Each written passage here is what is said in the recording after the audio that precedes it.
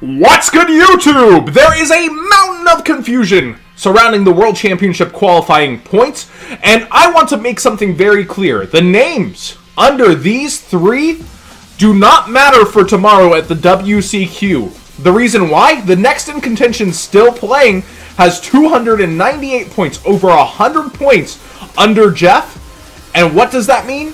Well, there's only 64 points given out, meaning Clifton cannot pass any of these three people going into tomorrow, even if he took first place at the WCQ.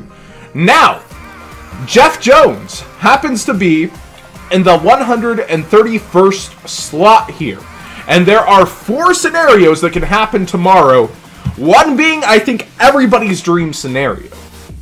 The others, they're bad for either Billy or Jeff. The first scenario is Jeff ends up losing tomorrow before Top Cut. I think this is the least likely scenario.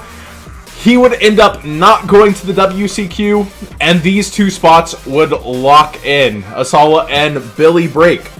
Now, if Jeff does top the WCQ, but fails to make it past 27th place or higher, he will not get to go to Worlds. He will not pass Billy. He needs to lock in a 27th place or higher.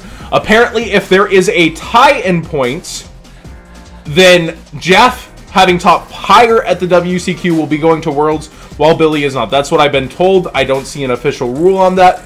Maybe they'll both get to go. That would be really cool of Konami to give an extra invite, but probably not. So from what I understand, if it's a tie, Jeff is going, Billy is not, because he performed higher at the WCQ, and it will count as the tiebreaker.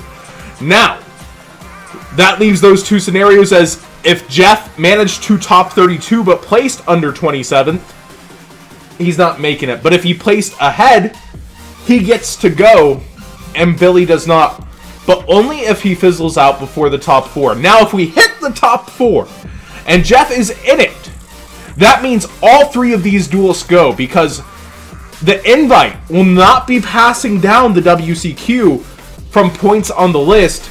The invite will pass down this list if somebody on the list that was in the top 2 positions managed to get it.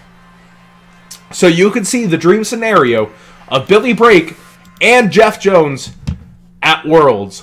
But all those other scenarios could be a reality.